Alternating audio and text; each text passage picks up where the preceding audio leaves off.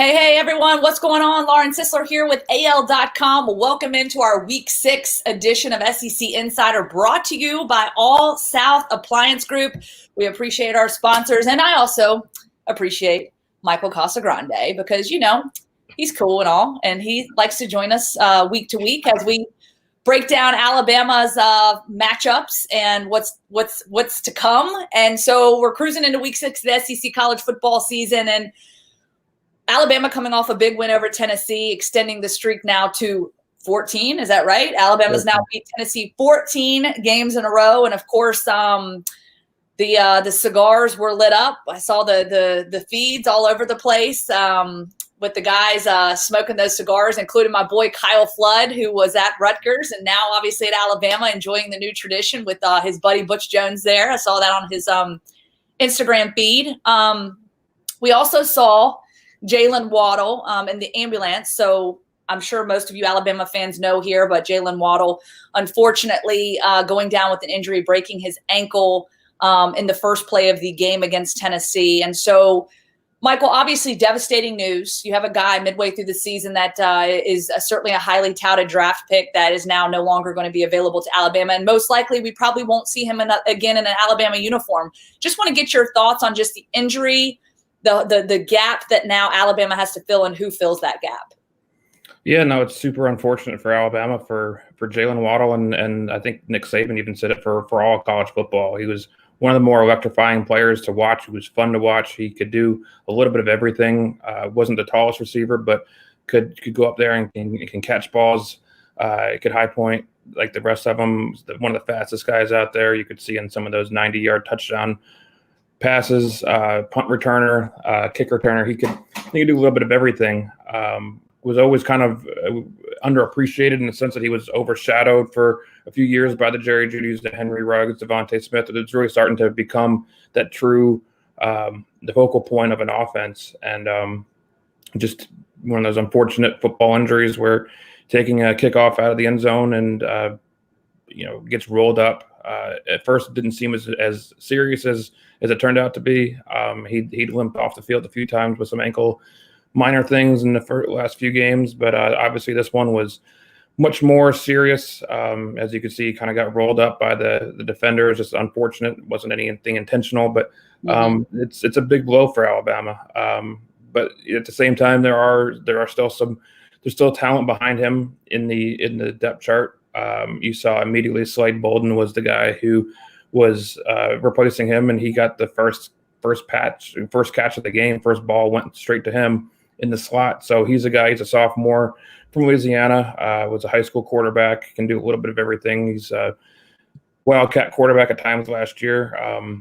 Not quite as shifty, as quick as Waddle, but I don't think it's kind of unfair to compare anyone to him in that sense. So, they've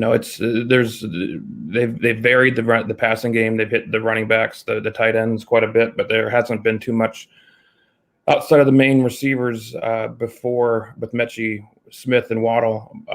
Noted that Slade Bolden had only one target in the first 4 games, and he's the only other receiver who had any targets before this week. So it'll be interesting to see how they work the depth of that receiving group. Obviously very good at the top, but we'll see, who's behind them. Yeah, and, I still remember this from one of your articles that you wrote when we started seeing Jaylen Waddle first kind of break out. You called him the water bug, and that's something that's always stuck with me, just his ability to be elusive.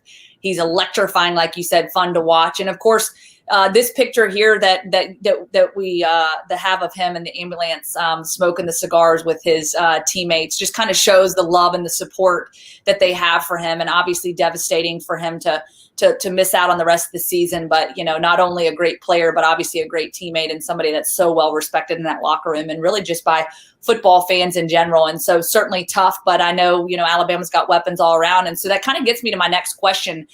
We're halfway through the regular season here, 5 down, 5 to go. Alabama getting ready to host Mississippi State this upcoming weekend. But as we head into the second half of the regular season in this very unique and odd kind of season, obviously with the pandemic, what are your thoughts on sort of where Alabama stands? And we'll start on the offensive side of the football, and then we'll transition to the defensive side. Yeah, I know there were definitely high expectations for this offense, and you could argue that they've probably exceeded those for the most part. The questions, how could Mac Jones step in to be the full-time quarterback instead of the replacement for Tua he was a year ago? And I'd say he's overperformed those expectations with the way he's been able to accurately distribute the ball around the field. Very few mistakes, a few interceptions, one of them a tip pass. But he's been one of the best quarterbacks in the country to this point. Some tough competition with Trevor Lawrence and Justin Fields out there for who would be the top elite quarterback. But he's done everything they've asked him to do and probably a little bit more.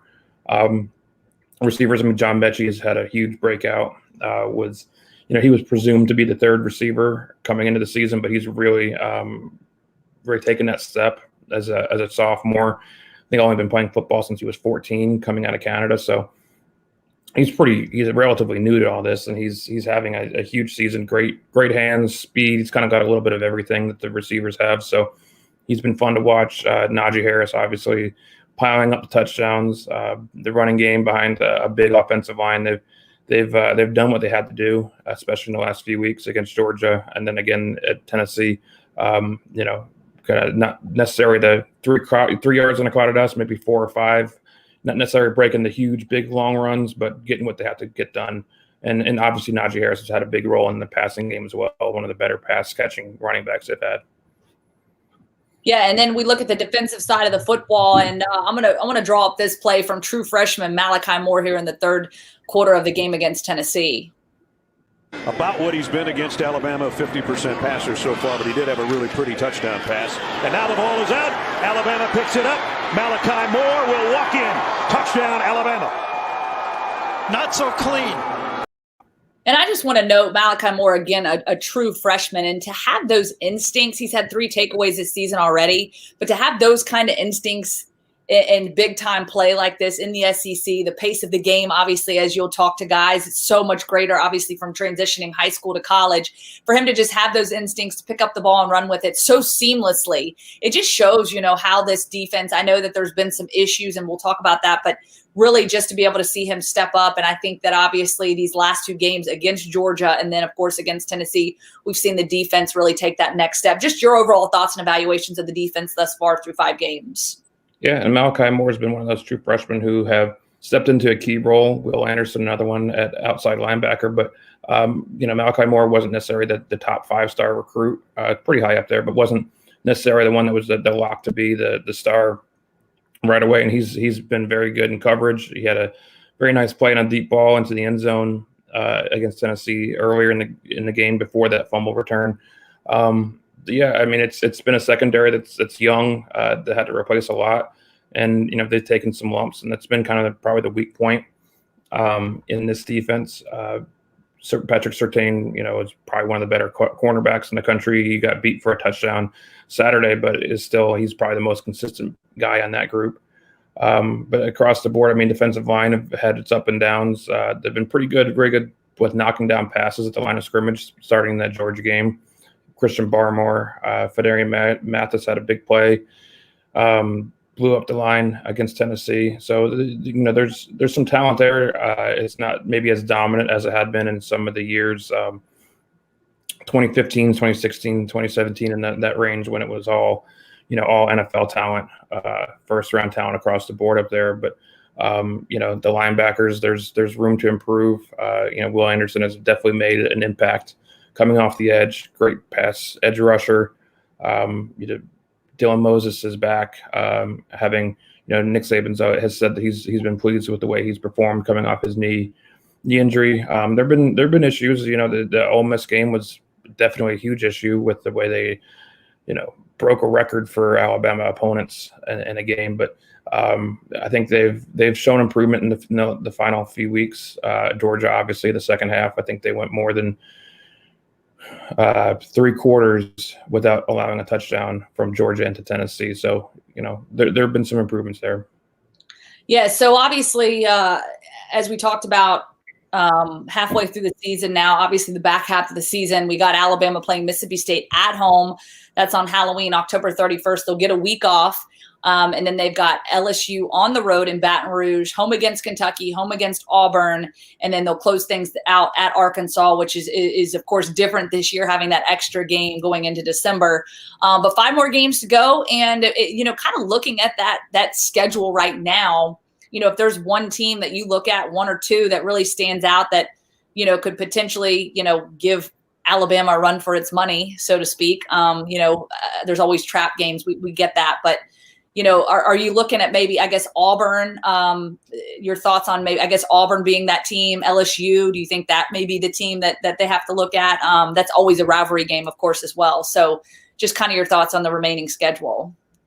That's the kind of thing about the schedule and the way things have shaped up to this point in the season that normally that back half of the schedule could be very intimidating with obviously LSU and Auburn always coming up in November. And this year, all due respect, they haven't been as intimidating or as, they're not the powerful teams, the offenses that have been presented in the last few years from either one of those two teams. So it's not the most scary second half of the season. And if on paper, at least, this is a year where weird stuff has been happening all over the place. And the middle has kind of risen up. It's heavy in the middle and not very much on the top with college football in general. So, if you had to pick one, LSU on the road, you never know if their defense starts to come around. If they have a true freshman quarterback who starts to do some things, that's possible. But, Auburn is always a trouble game, but it's usually more trouble on the road than it is at home. And they're at home this year. I don't want to say there's nobody that's that scary, but I don't think there's a team where you're like, you got to circle this one as like, this is the game that's like the big trouble. So I guess all 5 of them could be trap games because none of them are really that overly scary. Just seeing what Alabama's done and what the other teams have done to this point. Speaking of scary, obviously Halloween coming up. I know Mike Leach was a couple weeks ago joking that he'd like to see Nick Saban dress up on the sidelines as something.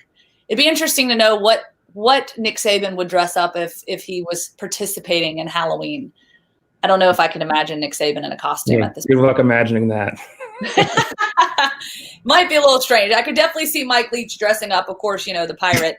That would be the natural costume. But as always, we appreciate you, Michael. Thanks for checking in with us. We'll check back with you later this week. And of course, thank you to our sponsors, All South Appliance Group, proud sponsor of SEC Insider, inviting you to visit us online at myallsouth.com or at any one of our showrooms across Alabama, Tennessee, and Florida.